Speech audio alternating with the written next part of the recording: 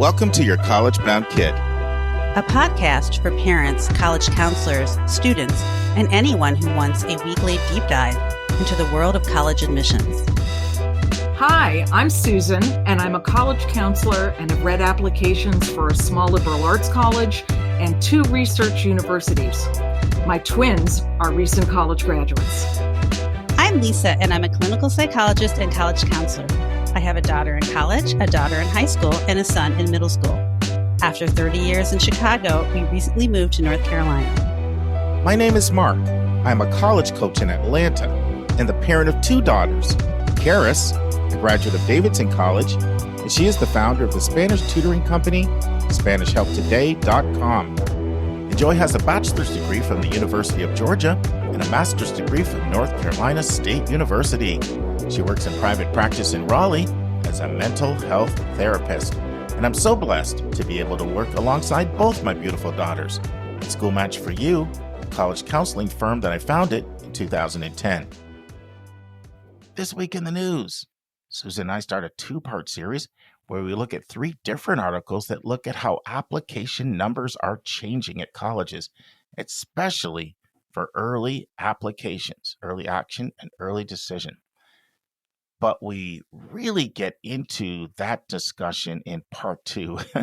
We never really get past our admissions tip, admissions vernacular, and big number in part 1. So in part 1, we'll be focusing on how colleges read admission files. Our question from a listener comes from Amy, and she wants to know if a student is standard strong and Pell eligible, what type of colleges should she be applying to in order to get free money? Our interview is the final part of Dan and Mary LaChance discussing Rochester Institute of Technology, and that's also our college spotlight. Friends, I'm here with Susan. I'm super excited. I think we've got some great content for you today. Hi, Susan. Hi, Mark. How you doing? Great. So we've agreed Susan's going to do both our tip, which I'm excited about, and our admissions vernacular today, Susan. So why don't you share what we just finished having a great conversation with concerning a tip for our listeners? Well, Mark, at this time of year, I'm still doing some college counseling, obviously, as seniors are winding their searches down. But I shift my attention to being an application reader, and I'm very lucky to be able to do that. I think it's a great education. I've worked for a couple different institutions because as applicant pools have grown so much, even starting well before the pandemic, admissions offices weren't going to be adding full-time staff. There's already been a lot of administrative bloat in higher ed, a lot of cost savings with avoiding that. So temporary application evaluators are hired, sometimes in very small numbers and sometimes in surprisingly enormous numbers.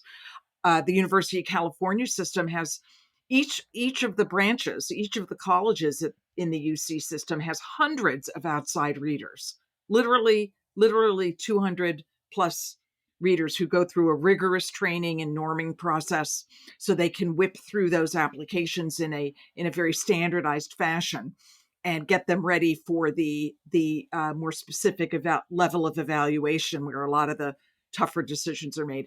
I've worked exclusively for private universities. Of course, Bates was my first selective liberal arts college. I just thought of something.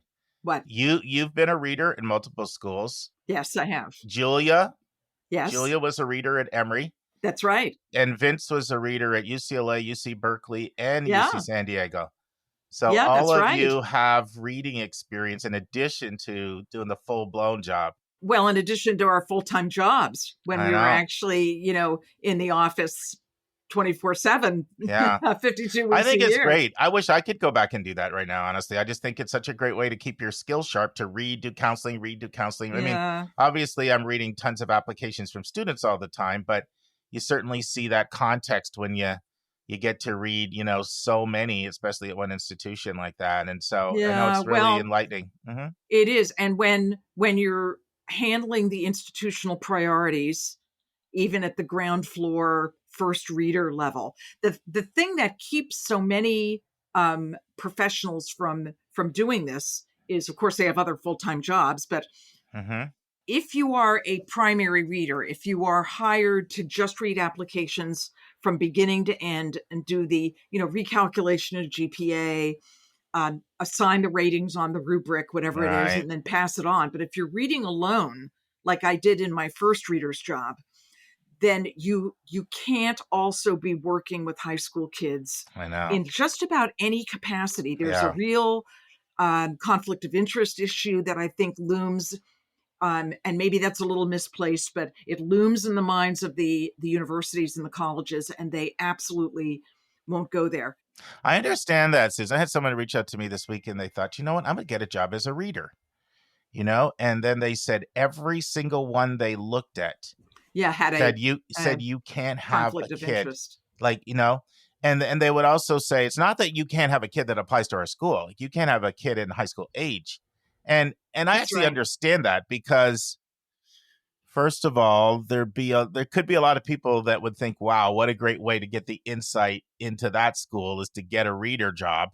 And then, well, someone might think, well, what if they're not applying to the school? But think about how easily the kid could just say, oh, I went ahead and applied without you even know. Like it's still potentially fraught with error, or at least calling into question the integrity of that person's process.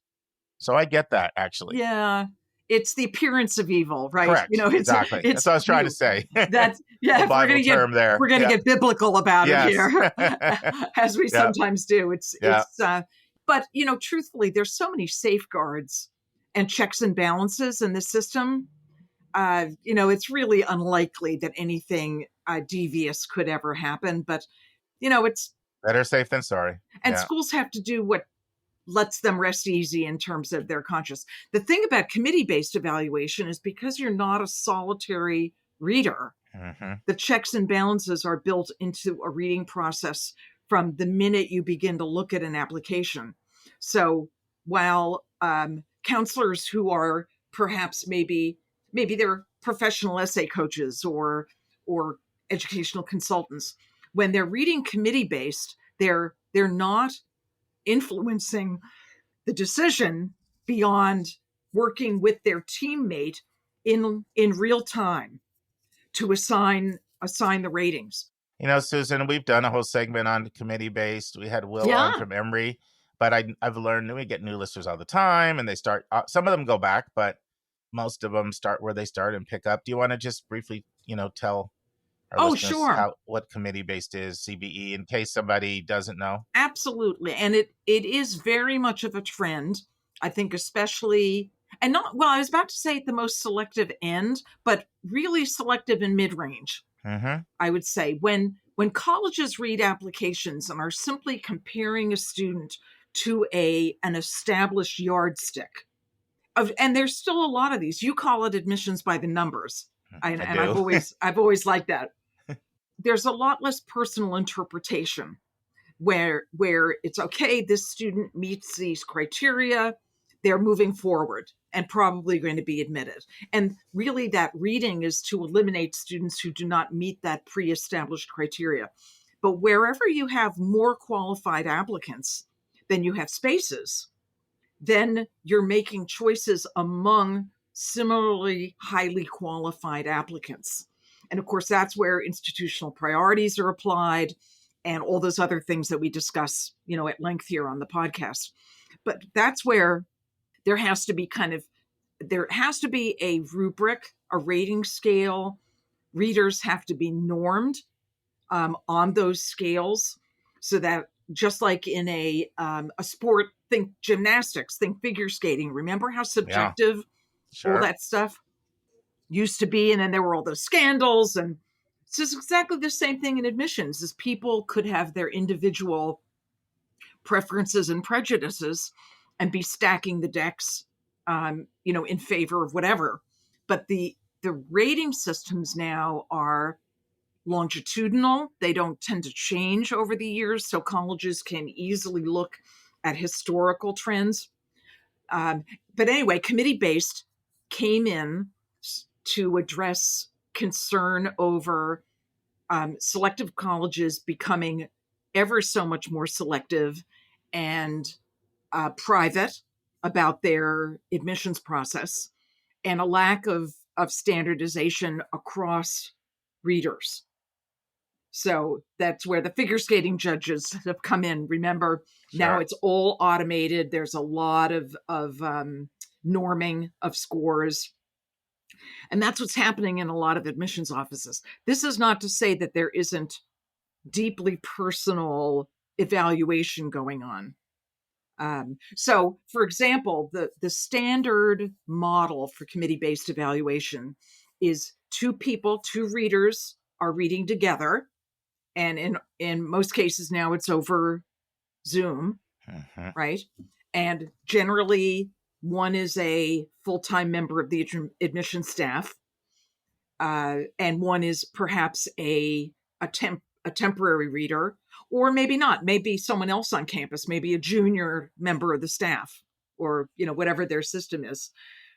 The applications are split in some way so that there is a standard approach to the application. So often the terms are the staff member is called a driver, and the adjunct reader is called the passenger. Or some do pilot, co-pilot. Some get Pilot into and different co-pilot, tanks. Yeah. navigator, and there are quite a few of them. There's Sure. general and lieutenant. There are all sorts of models in there. But the person who is the lead, sometimes it's their geographic territory. That's generally how it's done. So it's the part of the country or the world that admissions staff member has cultivated, studied, recruited, potentially been physically present, visiting high schools, offering programs. But it's their geo responsibility. And in fact, you just recently talked about that in a podcast. You went over that. I thought that was very helpful. And then, so the passenger, the adjunct reader, gets moved around a lot. So it's generally moved, shaken up, so that people don't fall into predictable patterns of thinking they know what the other person is thinking. So it stays fresh, which I find to be extremely important in my experience of committee-based evaluation. But for example, when at most colleges, when you embark on a new application, the driver does the academic analysis right off the bat. They're responsible for the transcript, because they know if they don't know the high school, they need to quickly read the profile, do a deep dive into the grading system, the scale, the curriculum that the school offers. We talk about this all the time on the podcast, how every student is evaluated in the context of what's available at their school. So it's a very school-centric academic review. Some colleges at this point do a recalculation of the grade point average on a standard scale. Some don't. More often than not, a holistic academic rating is assigned at this level. So it's not like, oh, well, the transcript might say a 3.86, but we're giving the student an added factor for rigor, or taking away. It's generally not recalculated on a 4.0, although occasionally it is. Usually it's a holistic academic rating that reflects the nature of the school, what the student has chosen to take in light of what's offered at the school. And that's often called a rigor rating of some kind. But anyway, so that is the primary responsibility of the driver of the reading. The passenger, the second person, generally launches into the personal assessment, which would include pretty much the whole rest of the application. So, the activities, the honors, the essay, the additional information, the community disruption statement, if it's included, and then flips to the teacher recommendations, where the driver flips to the counselor recommendation. You might think it would be the other way around, right? But remember, the driver is the person who is school-centric. So they're looking for the counselor's broader picture of the student and placing the student in the context of the larger school setting, where the teachers, of course, good teacher recommendations are describing the student in the classroom academic context, and not painting the broader picture of the student in the school. So all along the way, there are probably about 8 to 12 ratings that are assigned as the two readers move through first their parts and then come together to combine their assessment of the student. And we listen to each other. We see what we gain from the other person's information, right? And then we arrive at some grand ratings. That those are the ratings that generally drive the recommended decision. And some of the reasons why schools like CBE so much, those who use it, one is it can check people's biases. You know, your biases get checked as someone who has a different life experience may see things differently. There's a built-in accountability. Right. You're not reading in solitude like someone, you got to come prepared, and you probably be exposed if you're not. Admission officers talk about how great it is at onboarding new reps. It's a great way to onboard and provide training for reps. And many of them have also said that it can reduce counselor burnout.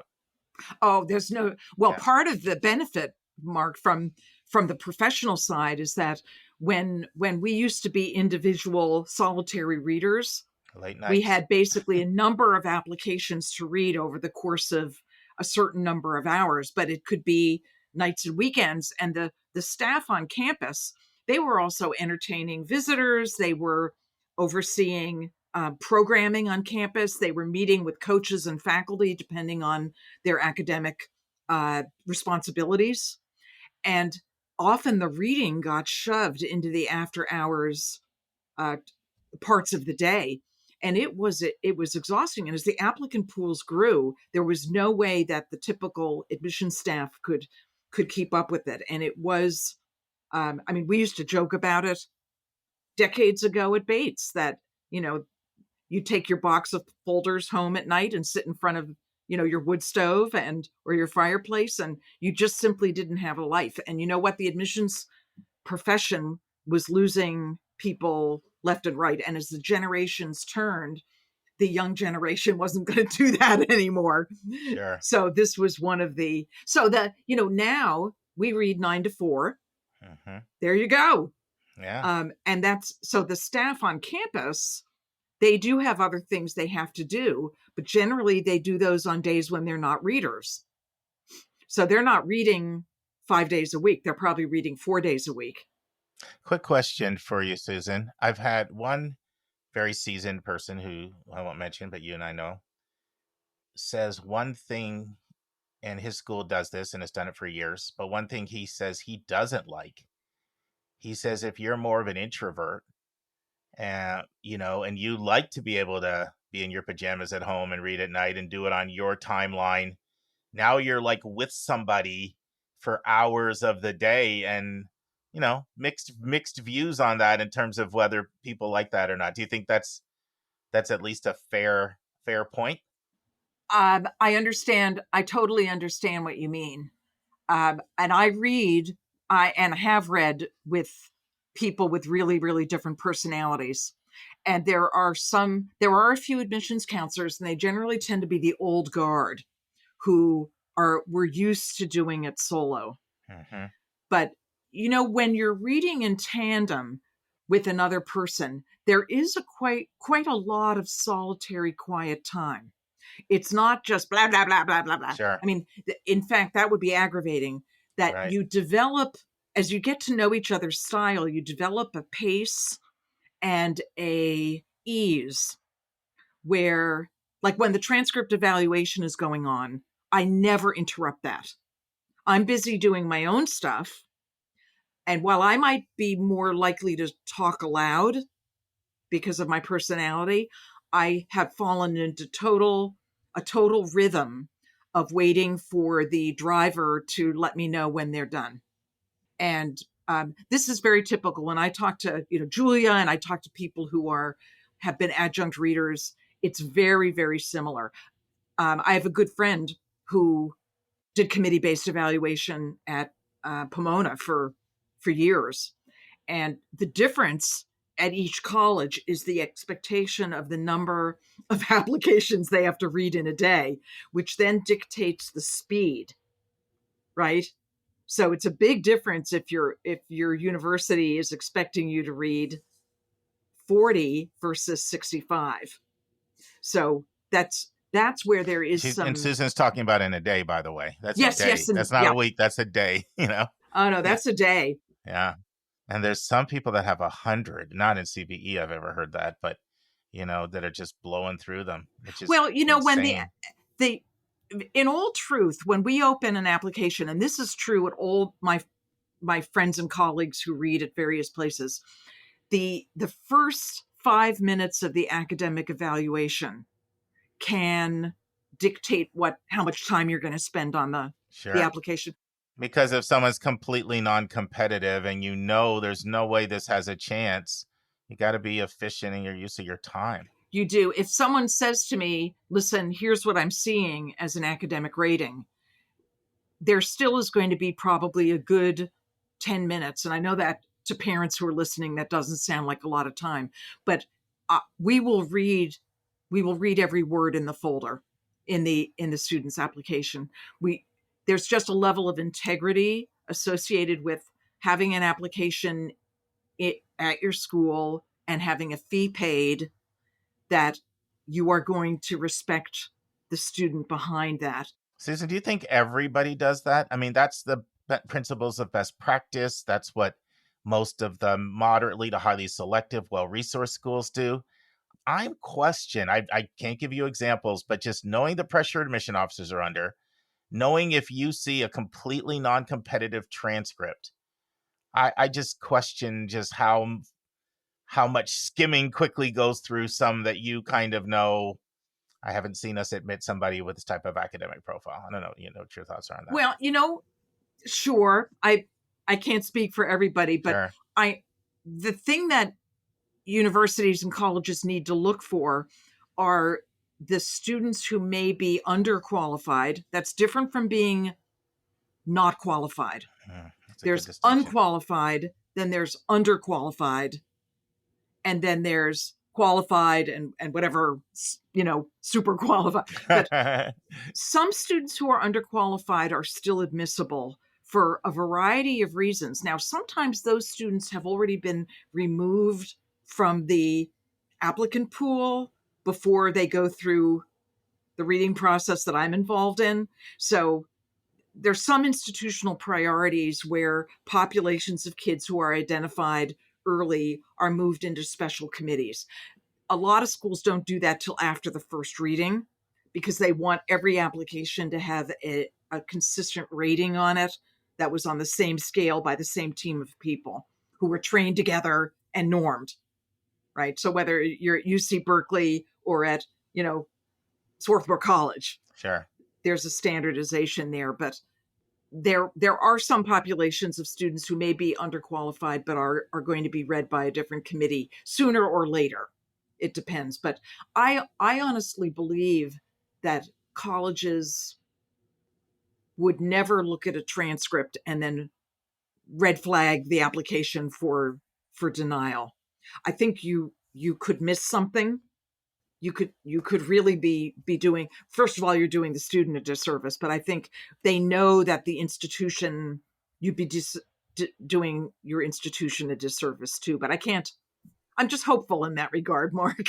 No, but I think the bottom line is, I think if our listeners were to go through the reading training, I think they'd be really impressed with the extent of the integrity of the process, the extent to which schools attempt to give guidance, still allow some individuality there, not robots, but give guidance so that you can't just say if it's let's say it's a, Westtown, we used a 1 through 9 scale, 1 through 9, 9 was high, 1 was low. You can't just have your opinion of what a 7 is. Oh, no. Right? Like there's training on, this is what a 7 looks like. We used a 3-tiered. We had an academic, character, and extracurricular rating. So 3-tiered rating, 1 through 9. there is training as to what that is, and That's in-depth right. training. There's also in-depth training on bias, on and identifying your own biases and stuff like that. I think people would be impressed with the extent to which schools try to do the right thing. Now, having said that, everybody brings their own set of experiences and backgrounds Yeah. and presuppositions, which is one of the reasons why it's great when it's not just one person making a decision. Because there's, Yes. whether it's CBE or even a committee discussion, and at least there's some checks and balances there, to because we all do have a proclivity to look for people like ourselves, and I know you see that in discussions, and it's so clear, I think, for anybody that's been around discussions. If you know the people in the office and you see what they go for, those biases come out. But smart admission officers, and most of them do, they'll staff that, just like you did it as a counselor, Susie. And even on your counseling staff, you were always going to make sure you had different types of diversity within your office as a counseling office. We used to have lots of Absolutely. conversations about that. You can imagine having an homogenous counseling staff. I And know. that's what most schools do from an admission standpoint, is they look at, okay, who are our applicants out there? Do we have the suburban, do we have the first gen, do we have the athletes, and the rural and the international, and try to bring people in that will think a little bit like how they think, or be advocates in some way for that, so that at least that voice gets articulated and you don't have huge blind spots in your thinking. And I've always been impressed with the the way the profession takes this real seriously. Like, we owe it to kids to do our best, Yes, absolutely. even that it is a human process, and nobody would ever admit that it's perfect, but great lengths go to try to get it right. I let that run long because I just think I have a sense of our listeners, and I think they Yeah. find that interesting. And it's timely.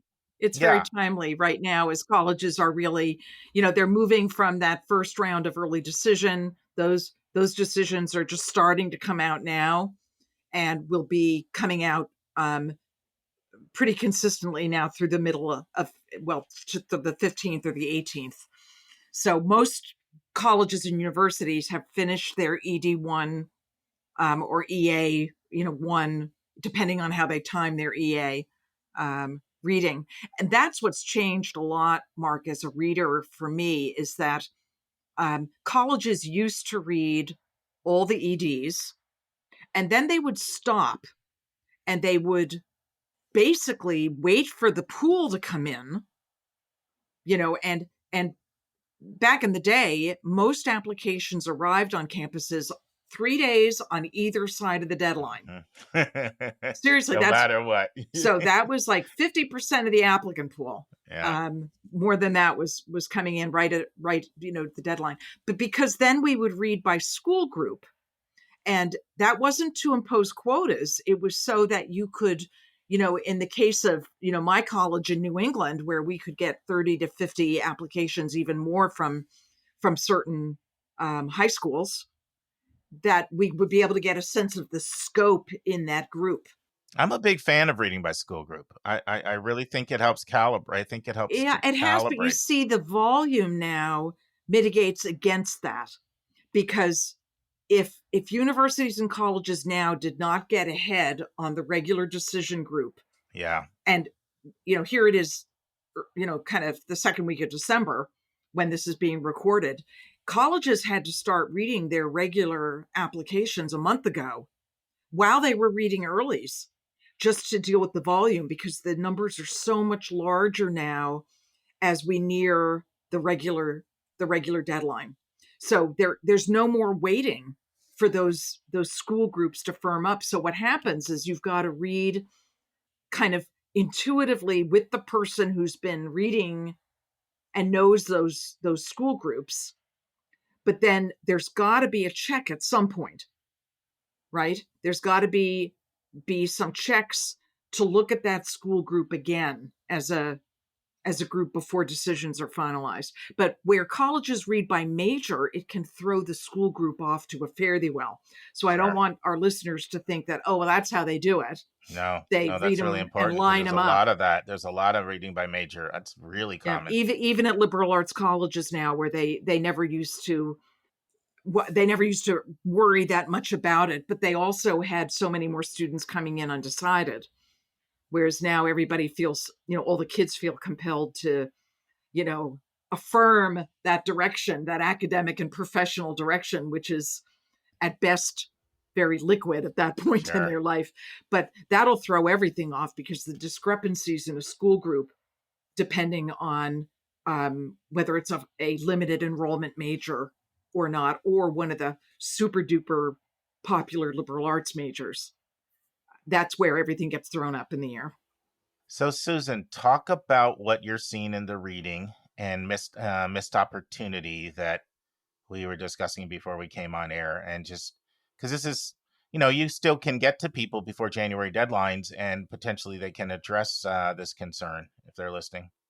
Well, yeah, no, you're absolutely right. I think one of the things that has stuck out to me just this fall has been lack of information in an application where there is something that clearly needs or should be explained.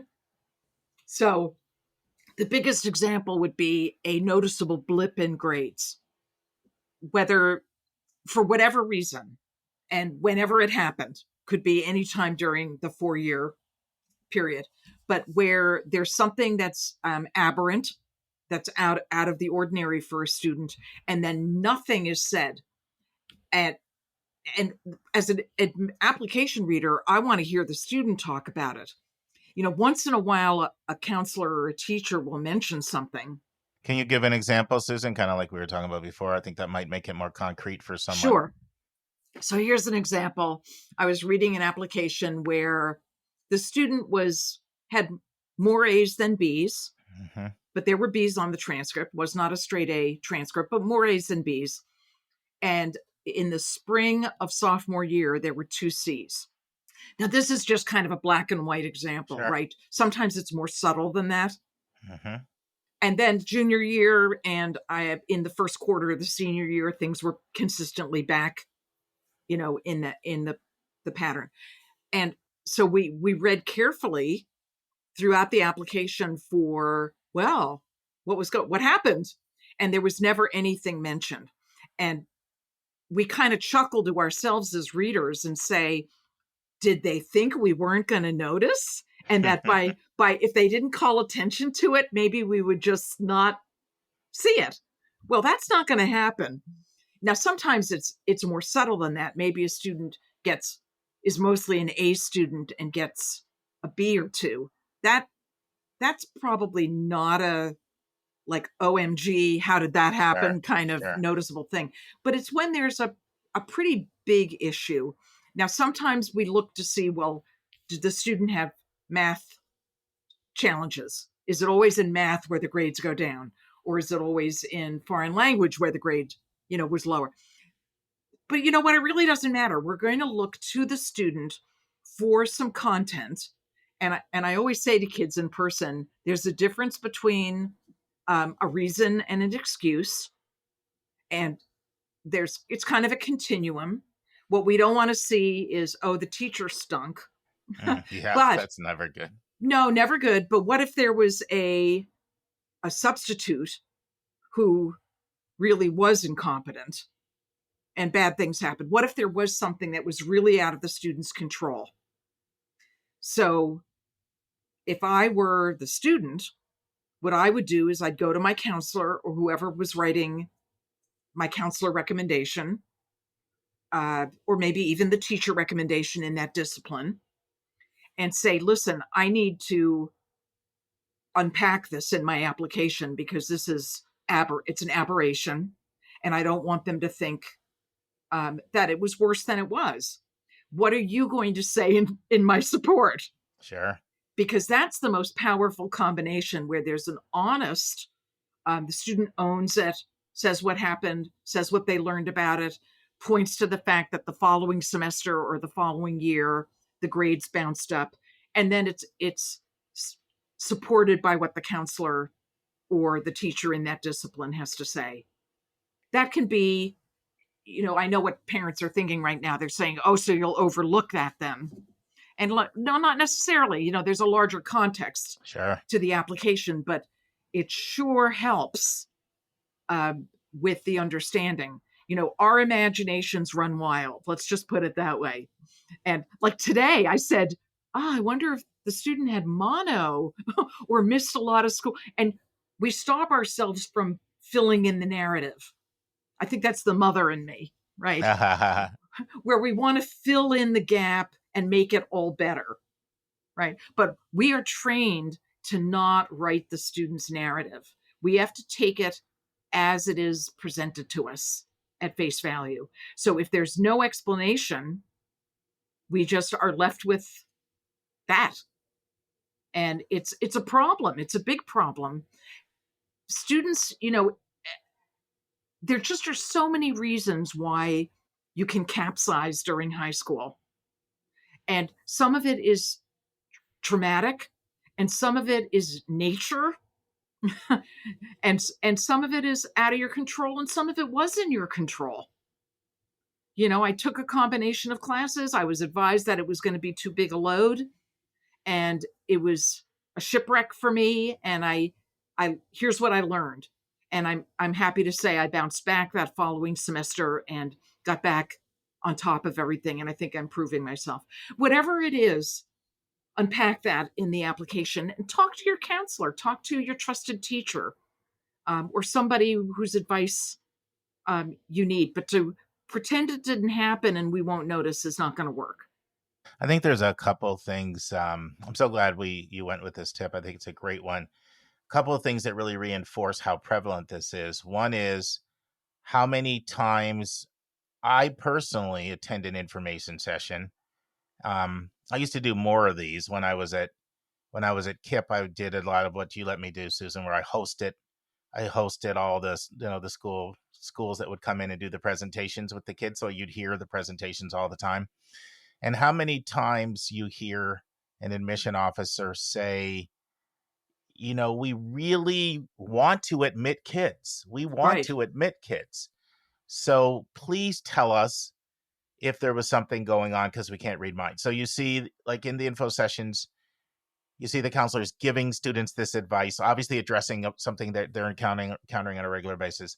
And something I've noticed even more this year than any other year is schools actually having an essay on this topic, a college-specific essay saying if there's any irregularity in your grades or any inconsistency, please take the opportunity to. Wow. Yes. I've seen more of that this year than ever. So that's just, anytime these questions, these questions are all very intentional, right? That schools have very intentional. So much, you have a limited amount of time and there's a lot of things that you ask and you don't come up with something unless it's important to you. And I've seen that question way more than I ever have. Just once again, reinforcing, your point. I was thinking about when you said, why is it that so many times students don't address it? And I think there's probably a few reasons for that. Something Karen Christoph said when I first interviewed her on the podcast that I've really come back to a lot, which is, I don't think we always do the best job explaining holistic admissions. I think sometimes people are led to think every part of the application counts equally. When when we know if you're not academically competent. And so the reason why I think this plays a role, I think that, not a sophisticated student, but a lot of students, I don't really think they realize how much that, some lower grades can sabotage them. I really think they don't. I think a lot of them think, but my extracurriculars are amazing. This teacher loves me, boy, can I write. And so I think that's part of it, is just not understanding. If you're not academically competitive, it's really hard to get saved by those other things. If not. And this is so not a contest of perfection. Mm-hmm. I really hope that parents hear that who are listening, because thanks for sharing that, Susan. That's important. Yeah. Well, everybody has chinks in their armor, and if they didn't as teenagers, then something actually is wrong. I mean, and parents, I know you're proud when your kid is straight A's, and that's awesome, and congratulations. But the ups and downs that are measured by all sorts of things like grades are just healthy human development. And we all know as adults that we learn as much from setbacks as we do from advances. And that every game, every game of life, chess, our professions, tennis, occasionally you're giving up points. Things happen. Sometimes it's strategic. I've had students say to me, I had to let down in, French, which I love. And I knew I was going to let down from an A to a B. But if I didn't focus on AP physics, electricity, and magnetism, it would have been a shipwreck. Mm-hmm. And so, that was just kind of a great example of a Sure. student I spoke to recently who said, it was that chess piece had to move back in order to move another one into a safe position. And that's healthy life growth and development. So, gosh, I could, it's No, Lisa's. and the other side though is to in your explanation to not do the woe is me excuse making. Right. Right? Like blaming the teacher and that That's kind right. of thing. So there's a balance there of Well, having some yeah, transparency, but not. absolutely. But that doesn't land well. Well, and COVID taught us all a lot about life is not perfect.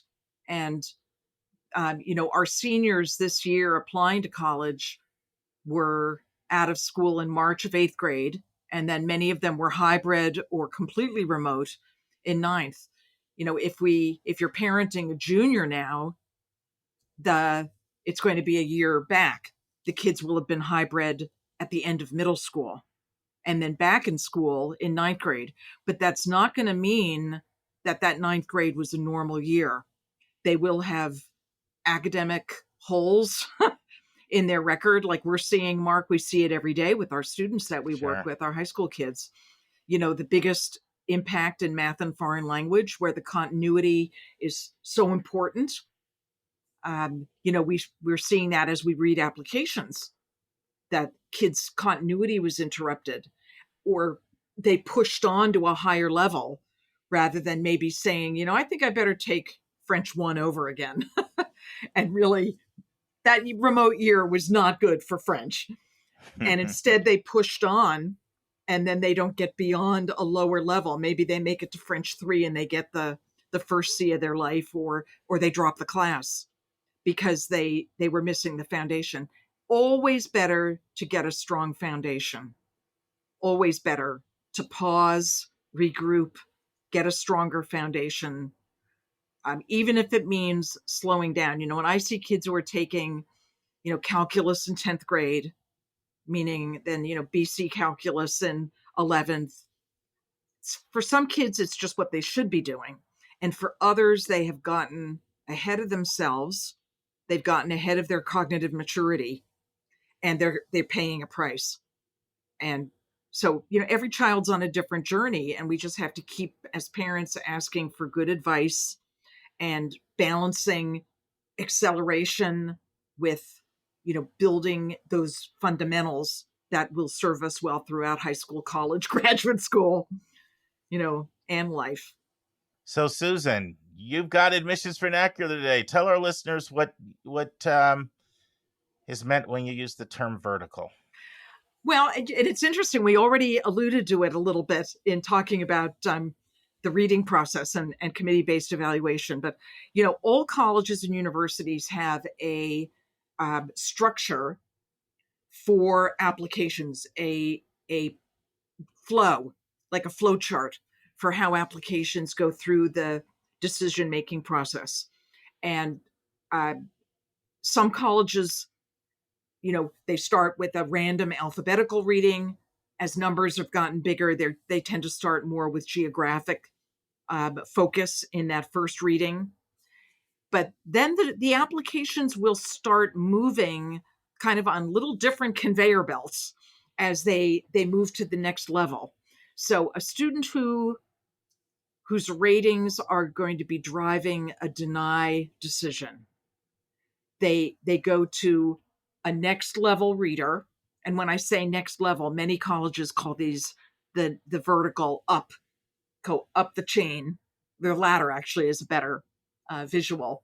They go up vertically to another level where the reader is focusing on a specialized dimension of the applicant pool. So some lucky reader takes another look at the students whose ratings are driving a decision of deny. So there's no gray area. They've been read thoroughly at the first level. They move up a vertical level into the queue of someone who is reviewing all the potential denies. The other students who are either rated in a way that would say admit or close. They might be admitted with a lower rating, right? It depends a little bit on the circumstances and the mission of that geographic. Some schools call this low admit. Yes, exactly. A low admit, so that when shaping the class, if you find out you need to make cuts, you not have to go back to the process all over. If like you've for got us, a category. For us, we knew like the 1s to 3s were usually going to be denials, and the 4s and 5s, depending on factors, they may be a low admit or they may not be. And then 7s, 8s, 9s were usually. So so it just makes it easier. So and there's you're right. And remember, the low admits are the highest to yield. Exactly. So they are sometimes called bread and butter in a college, in an applicant pool, meaning they're qualified, but they're not extraordinary, but neither are they underqualified. And if anyone's wondering why they're easier to yield, is it may be a really big deal to them that they got into your school. Absolutely. And they're absolutely excited to sign up. They're the ones that are going to say, I never thought I would get in. And they're perfectly well qualified. Oh my gosh, I saw this at our school all the time, Mark. These were kids who were well qualified, deserved to be there, but in the applicant pool. And maybe it was in a sub part of the applicant pool. Maybe they were another liberal arts psychology applicant, which is glutted now. This is over the top. Or maybe they were in biomedical engineering or in finance, areas where the bar was higher, but they were well qualified. So the first readers would try and flag those kids. It was even better if those kids had a second choice major. Now, not all colleges do that, but it's really important for high school students to understand what colleges on their list are reviewing them for a hierarchy of academic interests or potential majors. Usually in the Common App on the academic question, it explains that pretty well. Meaning, if we are not able to admit you for your first choice major, what other major would you consider? Liberal arts colleges, they just ask what your academic interests are. So they're not actually leading you to believe that you're applying for a major, but you better believe in the professional fields of study. And we all know what those are. This is the generation seeking professional fields of study: business, engineering, nursing, goes on. But even within the liberal arts, the neuroscience, the pre-med, the big pre-med crowd. So we've been talking a lot about that on the podcast.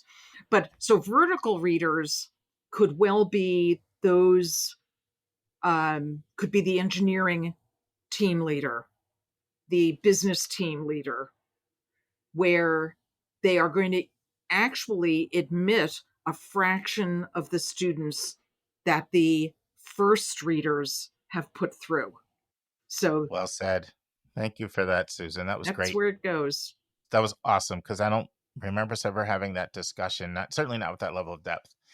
So our big number is 1,066. And, a lot of times the first country that often comes to mind when people think of international students is China, just because of the size of the country.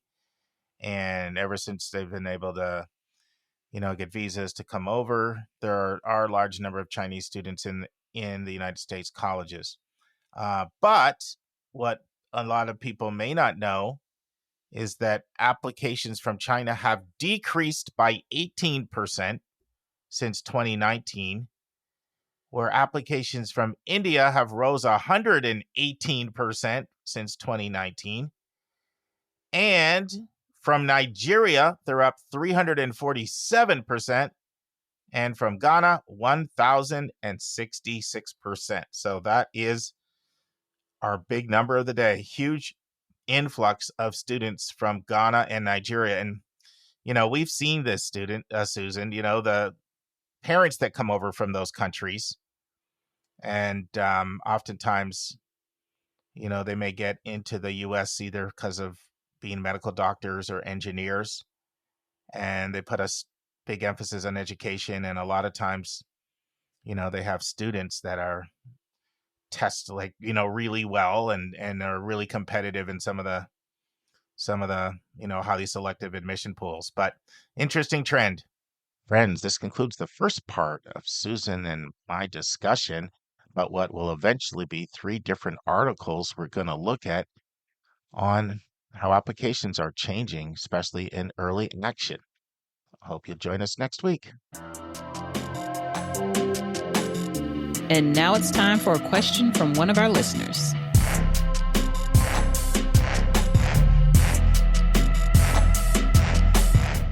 Hey, Lisa, we got some great questions we're going to take on today. Yeah, absolutely. The first one comes from Amy. Yes, listeners will play it and have some comments. Hi, Mark. I'm working with an underclassman who falls pretty squarely into your team's category of standard strong. The student recently scored a 36 out of 36 on their first ever ACT. The student is Pell eligible and had previously planned on applying to non-prestigious competitive merit aid scholarship programs in the hopes of reducing college costs to as low as possible. With a 36 on the ACT, the student and family are now wondering if that changes anything. What would you say to this student and family? Thanks. I thought this was a really interesting question. Congratulations to the student that Amy is working with for pulling out that 36. That's amazing. It's hard to know without more information about this student, but I think that maybe they should continue some of the merit aid things, but to try one or two needs met school that are more selective and see how it goes and have a balance. So if one doesn't work, the other one would. That's just me. Yeah, I actually agree with both of your thoughts. First of all, I wanted to shout out to Amy for recognizing that students that get a 36 are often standard strong, because I really find that the single biggest thing I find that produces entitlement is a high test score. As soon as I'm working with somebody and they get like 1550 north of that 35, 36 ACT, I sense they think they're getting into the most selective schools. And that's why one thing, Rick Clark's been sort of trying to drive this initiative with other college admission officers to start to release data on who they don't admit, the profiles, because I know he came out this year and said they're, 1,400 and something SATs are their denials, right? So, and that would be such a help for people out here, but nobody's doing that right now that I'm aware of. So I'm not holding my breath either, because I think that some people might find that might lead to less applications. And, so if the part of your way you're being evaluated is, did you grow your applications from one year to the next, that might work against an institutional priority. But so I want to commend her for recognizing that 36 might be standard strong, because in and of itself it is, but it may not be also. And I totally agree with you. It's hard to know without more information. I totally agree with you on that. I also agree with you that there's no harm in doing both. There's no harm in that. But I want to say a few things. With limited information here, I absolutely think that they need to not just be looking at the merit option approach. And I'll tell you why. Right. So my assumption, and also Amy works a little bit with students. So my assumption is this is not a student with a 36 and a 2.7 GPA, because I think she probably would have pointed that out. So I don't know how they are when it comes to rigor, when it comes to grade trends, when it comes to other things that are even outside of the academics that the more selective schools highly value, like personal qualities and how much you're impacting your space. Like, are you someone that's going to be greatly missed when you leave the school? and will the teachers write about you in a way that is powerful about your impact in the classroom, or the school counselor write about you in that way? Will your extracurricular contributions reveal your potential to have impact on the campus? So those are all things we don't know, which you pointed out. But what I find is when somebody has a student with a really high profile and their let's say, material comes really, really easy to them, but they're not turning in their work and they're not putting it all together and they're getting lower grades. Normally, they would reveal that. And the fact that she's even talking about going after merit indicates to me that there's probably the grades and the rigor and the desirability of the applicant normally reflect someone who overall is strong. And I felt like that. I'm taking a little license here, but I feel that was kind of implied in her question. Now, she did say standard strong, so that indicates they're probably not very pointy, and they might not have these, big hooks, or she might not have classified them as standard strong, because she said it's sort of traditional, stereotypical standard strong. But when I hear the combination of strong student, which I'm going to assume is a given, and they're Pell eligible, right? When I'm list building, I am immediately going to that list of about 78 schools that meet full demonstrated need. Immediately. Mm-hmm. And Lisa knows all this, but some of our listeners may not. So if a school meets full demonstrated need, what does that mean? It means that when you take the cost of attendance, which is literally every penny that it takes to go to the school, right? We've talked about this before, but we have new listeners all the time. And I'm learning, Lisa, we need a repeat too. Not everybody remembers everything, right? So you're talking about the 4 billable costs: tuition, meals and housing, student fees, and the 4 non-billable costs: transportation, books and supplies, personal miscellaneous. So you take the 4 billable, the 4 non-billable. It's literally every penny that you pay to go to college. That's cost of attendance. And there's a basic formula for schools that meet need. It's cost of attendance minus what's now being called your student aid index, which used to be your EFC, equals your need. And the schools are committed to meeting that need. Now, if you're Pell eligible, your student aid index can't be that high. It has to be relatively low because Pell is correlated with student aid index. So I know right away that you're Pell eligible, your student aid index isn't that high. So I know you're going to have a really large need. So I think I may be getting too technical, so I'll try to give an example. So let's say it's one of these $90,000 schools. I'll just pick a school like that. Did we have where Amy was from or not? Mm-mm. Did she say? No, we didn't. Okay. All right. I was going to try to pick a school in her state, but that's okay. So let's just say it's a really, really competitive school. Let's just say it's like UPenn, $90,000 school. So your student aid index is someone who's Pell eligible. It's going to be like under $8,000. I used to know the exact cap with the old FAFSA, like the maximum cap. And I don't know off the top of my head what it is for the new student aid indexes. I know they've changed Pell and more people qualify for Pell now, but it's still going to be a low number. So let's say it's 8,000, but it could be significantly less than that. Because when you tell me someone's Pell eligible, you could be eligible for the full Pell grant. And for those of you who are like, what is Pell? Pell is the number one. Well, this is like a question in another. Yeah, I know. Question. I'm trying. Well, the challenge I have on the podcast, and Lisa knows this, I want someone who's been doing this for 45 plus years, like Susan, to be able to listen and learn something every episode. And thankfully, she says she does. So I'm trying to reach the most experienced person, but I also want the brand new neophyte to not feel like, oh my goodness, they may as well have been in planet Mars. I didn't understand any of that stuff. So that's always the challenge. As somebody I know likes to say, put the cookies on the lower shelf. So that's the combo, right? So then, so Pell is the nation's largest free federal grant program. You need to fill out the FAFSA to get it. It's 100% need-based. But I immediately know when you're Pell that you're eligible for huge need. So when you go back to the formula, cost of attendance minus student aid index equals your need. So if it was 90,000 COA, cost of attendance, and let's say it's the higher end of Pell, 8,000. Now I know you have a need of 82,000. Okay, now people need to understand financial aid is not just grants and scholarships. It is also loans and work study. So, but that loan is capped at $5,500 your freshman year. That's the maximum. because it's the federal direct loan. And if they're Pell eligible, by the way, it will be all subsidized, which means the government will carry all the interest for you all the way until 6 months after you graduate. Okay, so, and it's a good loan, fixed rates. I mean, no credit check, no cosigner, flexible repayments. And now with the new SAVE plan, there's a tremendous opportunity for it to just get wiped out through loan forgiveness. So that's not that bad. And then work study is like it's an on-campus job or an off-campus nonprofit. It's normally around $3,000.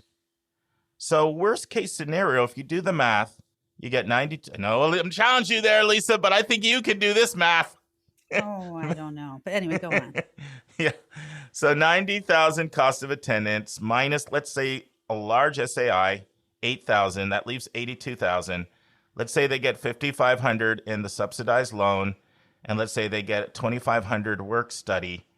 Then that means they would get $8,000 on what we call self-help, which is the term for the loan and the work study, and the rest would all be grants and scholarship. So this is going to be someone that's going to get 76,000. This is someone that would get 74. Not so easy, is it? That's what I get when I talk smack. I get smack and I get pushed back right back in my face. Bam. 82,000 minus the 8,000 comes to 74,000. So you're getting 74,000 in free money that you don't have to repay, grants and scholarships. And by the way, there are about 40 colleges that replace that $5,500 with grant money. So there's about 20 colleges that do it for all incomes. All incomes, they're completely no loan. They replace that $5,500 with additional grant money. And there's about another 20 that do it for different incomes. And if you're Pell eligible, you're mostly going to qualify for most of those cutoffs. So I'm looking at this person as someone who is likely to qualify for, $80,000 in free money, grants and scholarships at one of those, particularly those 40 schools that have no loans. And they are the most expensive $90,000 plus cost of attendance schools. And quite honestly, that's better than most merit scholarships out there. So when I have someone like this, and I worked with these students like this at KIPP a lot when I was there for almost 14 years, and lots of kids, like more than half our kids were Pell eligible. So right away when I would have someone like this, if they were strong, and they also wanted to start thinking, how can I win outside scholarships? They're trying to win all these scholarships from the Lions, whatever, different clubs and stuff. That's fine. But I'm like, you can get 500 here, 1,000 here, one time, got to pay it back all the time. That's not where most of the money is. This stuff is renewable for 4 years. So anyway, I've gone on this long soliloquy, I feel like, but right. I absolutely feel that this student should be looking at those schools. And here's one other thing I want to say, and then I'll get to your comments, Lisa. There's a range of schools within these schools that meet full demonstrator to calculated need. Like, they're not all the Penns and the Rices and the Pomonas and the Stanfords and the Dukes and the Northwesterns and the Browns and, those schools are really, really, they're the, I call them sometimes the 1%ers or the highly rejected, there's lots of names out there for those schools. There's some other schools that are not as hard to get into, and especially if somebody can get comfortable with early decision. Right, right. I mean, I'm talking about schools like Franklin Marshall, Gettysburg, Dickinson. These are schools that are really good schools. I just mentioned them because, of course, I was in PA for 14 years, and PA has a lot of them. These are schools a lot of times that they can't meet the need of a student like this in the regular round, but they will actually prioritize people in the early round who apply ED. And this is like the conundrum of what makes early decision so confusing, because on one hand, people feel like, well, if I'm not someone who is really well-resourced, then I can't ED. But actually, ED is sort of best for both sides of the financial spectrum. Like people that just can afford to pay the $90,000 without having to compare financial aid awards, but also people that need a super large aid award. And if they go through the regular round, they may not get it. So when I look at someone like this, I actually think there's a lot of schools that where they could really be admissible, especially if they're open to strategically using an ED1 or an ED2, based off of what you said, which is really, really important. There's a lot of information we don't know. Like we don't know how strong the applicant is. All we know is that they have a 36 ACT, and Amy feels like they could be competitive for some of the merit-based stuff that's more numbers-based. So I know I went on forever. I'm a chatterbox. You well, know I that. don't think I can add anything. I will just sum up. Yeah, I think it does change your strategy. You should add some of these schools that are, meets needs schools, and maybe consider ED. And because I'm risk averse, I would say also apply for a couple of those merit-based scholarship schools, just in case that doesn't work out. And, hopefully the student will find a great spot that they can afford. Yeah, the only other thing that I would add is, there's a question that I get asked a lot. You get asked it a lot. I was asked it 2 days ago. I feel like I get asked it once a week, and it's a very good question, which is how many schools should I apply to?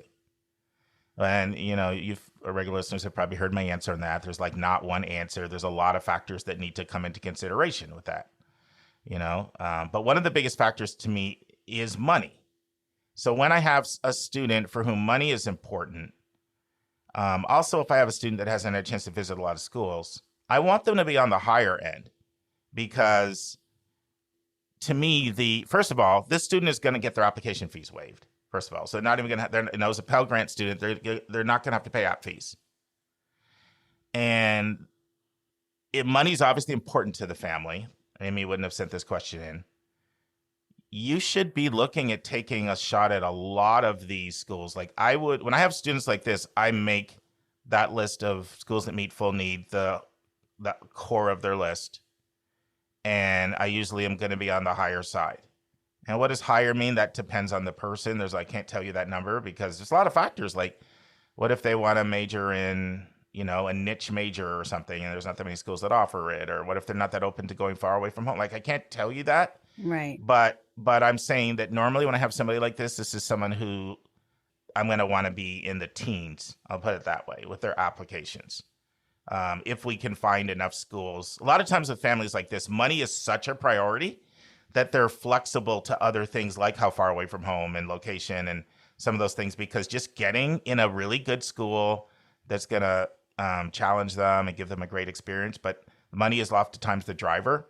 And so a lot of times they're really open, even going across the country, coast to coast.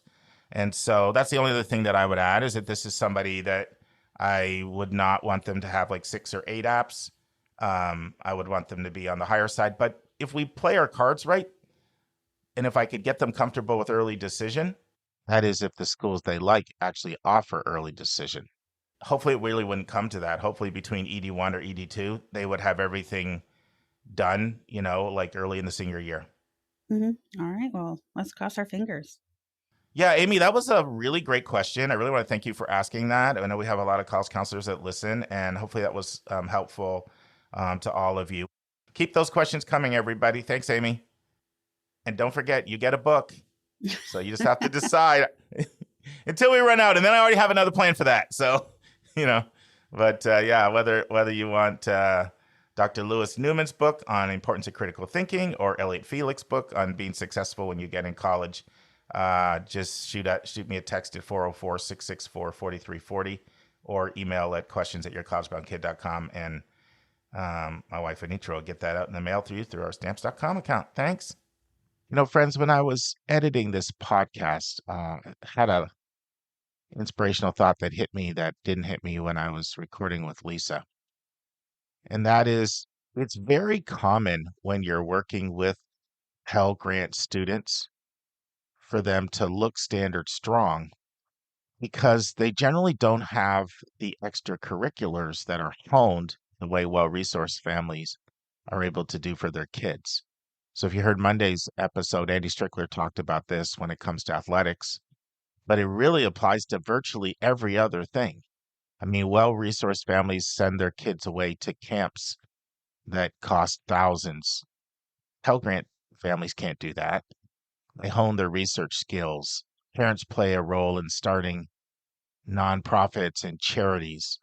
They have their kids playing instruments at a very young age. And God bless them, because that's what under-resourced families would do as well if they had the resources. Everybody tries to do the best for their kid with the resources they have.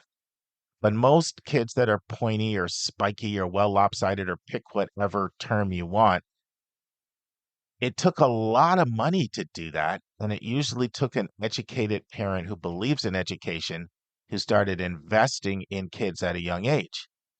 So I know I've worked with hundreds of these kids over the years, these really talented Pell Grant kids. And a lot of times they don't look like they have a hook, or they don't look like they have a spike, but they can be really competitive in application pools for schools that do holistic admissions, because the readers are trained not to expect that students that don't have the resource to have these well-defined hooks. So it helps a lot if they're also adding some other component of compositional diversity. And that could be anything from geodiversity to racial or ethnic diversity, or gender diversity, or major diversity, or international perspective, something. It helps. But there's a lot of grace extended to Pell Grant kids who are really, really strong academically, that don't come with all of the pizzazz and don't come with the well um, polished resumes and the glut of activities that well-resourced families are just able to do with 18 years of investment into their kids. And the schools that are doing holistic admissions the best, remember, holistic admissions is done on a continuum. Everybody claims it, but some people are doing it light, or even not doing it all and claiming it. And then some are doing full-blown holistic admissions, looking at dozens of variables. The schools that are really doing it the most comprehensively, they will absolutely take into consideration the activities through the context of the resources that the family had. Hope that helps. And now this week's interview with a special guest.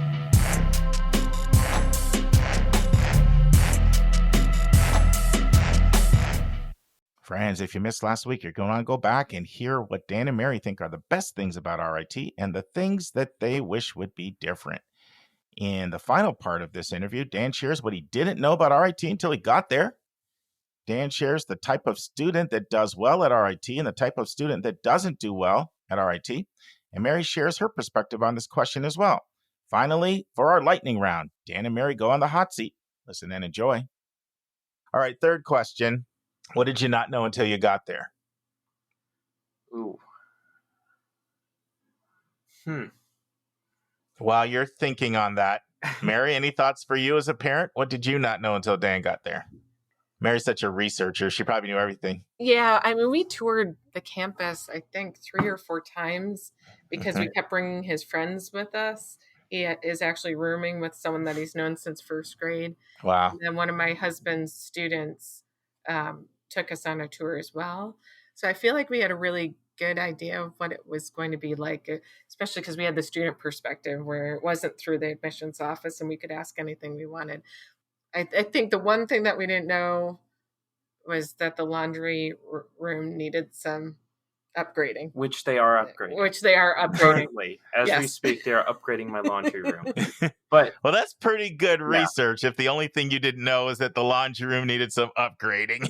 And I would say you did your homework. Go ahead. You want to say something, Dan? I just thought of something. So go ahead. One of the things that I didn't know was how little time I would be spending in my dorm room. I really don't spend that much time in my dorm room. So in between a lot of my classes, I typically I go to the gym or I go and hang out at the club room. So you can find a lot of anybody at RIT can find like a niche group, like a club that they can join. And I'm just lucky enough that RITSEC has a club room that there's constantly like at least 10 people in there any given day. And they're just like talking.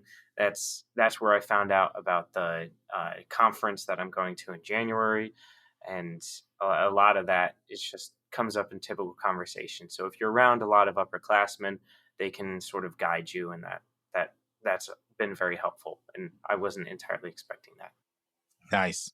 And the last RIT question, describe the kind of student that you feel does well at RIT, or you would say RIT is for, and describe the kind of student that you feel you probably better not come here. Sure. So I'd say someone that likes talking with people.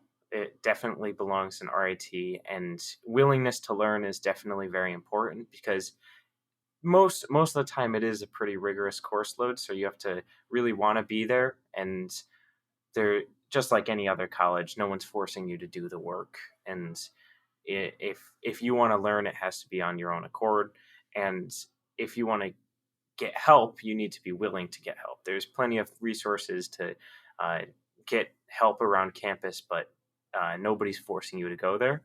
And uh, willingness to learn sign language is also a very big thing. That's such a good point. Yeah. So RIT has a very large part of RIT is the National Technical Institute for the Deaf, and there's a large deaf population, especially in the dorm hall that I'm in. Probably about half of the people on my floor are deaf, and so learning basic sign language, just very basic conversation holders, that's very important, and it helps you realize that talking is very nice. Being able to talk and hear is very nice. So giving you a different perspective is also a very useful thing. Thank you for that.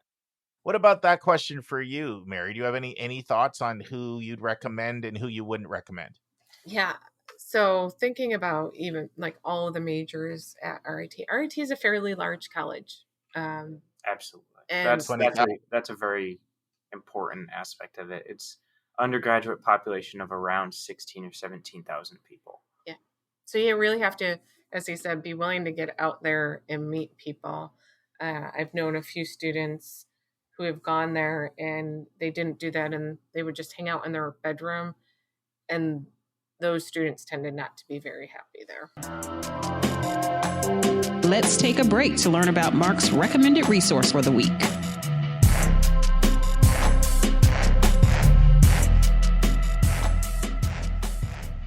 Hello, friends. Our recommended resource for the week is collegeaidpro.com.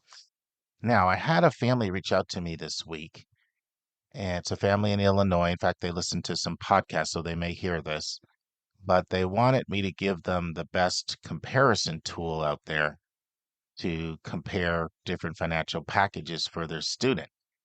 And the one that I usually use is obsolete. It's defunct. So I gave them collegeaidpro.com. Now, collegeaidpro.com, they have a free version, and they do also have some paid services. Some of the other families I work with swear by them. So I've been attending some webinars and some sessions and interacting with their material. Really like what I see. I'm actually planning on reaching out to the principals and having them on for an interview, but that's going to be, later in the year. But collegeaidpro.com, that's my best recommended resource if you're trying to compare financial aid awards and you want a calculator. And also you can see a lot of other research that's come back from actual awards from people who have reported their aid awards. It's also a really good way of seeing whether the net price calculators are accurate for different schools. Recommended resource, collegeaidpro.com. Now return to my interview with Mary and Dan LaChance. All right. Well, thank you for RIT. Thank you for cybersecurity. I don't know if you know this, Dan, but Mary knows this. No first-time guest ever gets away without going on the hot seat. And you're the student, Dan, so I'm putting you on the hot seat. You ready? Sure. What kind of music is like in your iPhone or iTunes or whatever you like to listen to, in your headset? What kind of music do you jam to? Classic rock, so like 70s stuff, like Jimi Hendrix, Led Zeppelin, the Rolling Stones are probably my three favorite artists. You're an old soul. Where do they get that from? Is that from you and your husband there, Mary? A lot of it is from, I'd say half of it is on my own accord, and then half of it is from her and my dad. They listen on vinyl. Wow. Yeah. Well, my dad and I listened on vinyl to like 70s records a lot with each other. And we go to used record stores to find some classics together too. Well, that's a pretty good hobby, a pretty good diversion. Yeah. Good stuff. Great. All right, junk food. What's your favorite junk food? Say Reese's Pieces. I love Reese's Pieces. And Mama's nodding here very affirmatively, affirming that there's a little addiction going on here. Well, why I'm laughing is because that's one of mine. I think that's what it's from. Hey, out of sight, out of mind. See it around the house, grab it. Yeah. You know. And then my last question, what advice does Dan have for 16-year-old Dan starting 10th grade in high school? What advice do you have for 16-year-old Dan? I'd say don't spend too much time on schoolwork, probably. So in my 10th and 11th grade, I spend enough that you're doing very well, but don't hound yourself for it. And I got really good at doing that in my senior year. So I took 7 AP classes in my senior year, and I got a very high GPA. So I think it was a 4.75 that year, something like that. And my school does it on a 5.0 scale. And AP classes are on a 5. Regular classes are on 4. So I ended up getting 1 B+, and I felt that was I was very comfortable at that spot, and I still had a lot of time to like hang out with my friends and like do my other activities. And extracurriculars are very important. So that's another thing I'd say. Make sure to get super involved in extracurriculars, because that's where you meet a lot of your friends, and that's where lasting relationships start. I started a cybersecurity club at my high school, and I was also I was a captain of the robotics team, the FRC team, in my senior year, and that's where I met a lot of my friends. That was a great answer. Can I give advice to parents? Yeah. Well, I was going to ask you something. Go ahead. Give your advice, Mary. So I know the senior year can get very intense with the college applications, but make sure that you're doing fun stuff too. One of the things that Dan, in high school, he came downstairs and said, I'm thinking about becoming a Buffalo Bills fan, which I grew up in Buffalo. I was like, hallelujah. What jersey do you want? And that's what I did. Just so you know, he's got a Bills sweater on here, so he's sporting it. Yeah. This is December, so they just beat the Cowboys. Yeah. Hopefully they make the playoffs. Yeah. Those Bills fans are rabid. I grew up in St. Catharines, 5 miles away. But yeah, and I remember like his friends his senior year would come over to watch football games at our house, and it made the house a little bit crazy and loud. And I said to my husband, don't ever give him a hard time. You're going to miss it next year when he's gone. Mm-hmm. And we do. But we get to go to football games with him. We have season tickets for the Bills, and so we'll go out and go to football games with them, which is fun.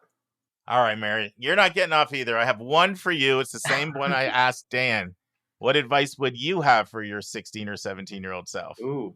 Oh, see, my gosh. Mary's like, I can handle all the cyber. You should see her eye look. Oh, my goodness. I didn't know this was going to be part of this deal. Oh, not to worry as much. I grew up and I'm one of 11 kids, pretty poor. And I was lucky that everything worked out because I had studied hard in school. So, but it would have been nice to know like everything's going to work out fine. Study hard, do well in school, but remember to have fun when you're in college too. So, and don't worry too much. As a recent listener once said, don't sweat the small stuff. Yeah. There we go. Awesome. Listen, you guys have been amazing. It's been about 1.5 years since we've had a student on. I remember, I think our last student interview, Lisa interviewed one of her Scholar Match students from Wyoming, so it's great to have you back. We're wishing you well in your future, and I'm expecting great things out of you, Dan. I think you got a great skill set, a great support system. You pick something that you love, and we're excited for your future. Thanks for coming on. Thank you. Talking to cybersecurity, RIT, and just nice to see your big smile. So wishing you well. Thank you. Yeah. On Monday's episode, it's the big 400, and I'm already chomping at the bit to get to record that one. I can't believe 400 episodes, but Monday is episode 400, and we will kick it off with Susan and I answering a question that came in from the state of Washington, where the mom wants to know, how can I tell whether or not a recommendation writer really writes good recs? I know my student has a good relationship with a particular person, but how do I know if they're a good rec writer? What a great question. And then we'll continue with part 2 of 3 of my interview with Andy Strickler. And we're answering the question, how is file reading from a large school group different from admissions file reading from a small or a medium-sized school group? We hope you'll join us on Monday. And friends, remember, it's not where you go. It's not where you go, but it's what you do when you get there and what you do when you get out of there. That's what will determine your career trajectory. See you on Monday, friends. And that's our show. A big thank you to you, our listeners, for tuning in this week. If you find this podcast helpful, please follow us and you'll get every single episode as soon as it is released. If you're interested, there are a few ways you can really support our podcast. You can click the share button and send it to your friends and acquaintances. You can help us pay our staff and our expenses by donating on our website. You can write a review for us on Apple or Spotify. I'm the producer of the podcast, but we have a fantastic team of 15. Shout out to our co-host, Dr. Lisa Ruff, Dr. David Williams, Linda Depker, Susan Tree, Vince Garcia, and Julia Esquivel. And to our substitute co-host, Sylvia Borgo. Our sensational sound engineer is Nemanja Motvich. Our amazing music is from Victor Allen Weeks. Marketing designs are from Kimberly Blass. Lily Parikh manages our Instagram. Our image editor is Talha Khan. Joyce Ducker does our website episode updates. And our webmaster is Stalianos Dimitriou. And if you want to have a coaching session with Lisa, Linda, or me, just text me at 404-664-4340. If you have a question you want us to answer, or if you have a recommended resource or article you think we should discuss, just send it to questions@yourcollegeboundkid.com. Our favorite method is for you to record your own voice at speakpipe.com/YCBK. By the way, check out our website, where you'll find lots of content that is not on any podcast app. Our website is yourcollegeboundkid.com. If you want to learn about other hot admissions topics, follow us on Twitter at YCBK Podcasts. We think of you as our listening family, and we look forward to meeting again with you every single Monday and Thursday.